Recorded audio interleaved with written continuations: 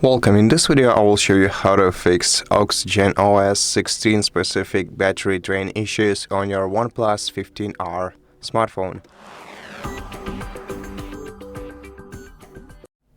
To do that, you have to open Settings and go to Battery menu.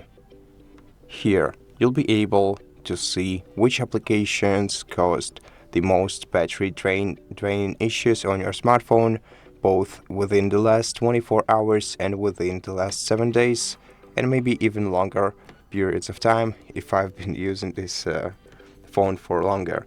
Now, here we can check the applications list, and if you want to restrict battery usage for some of these applications, you have to go lower to Power Saving Settings, then scroll down to App Battery Management, select the application from this list, and then either select the Smart Mode to automatically optimize the app's background activity or restrict background activity to prevent this application from using your battery power in the background. And that's how you do it.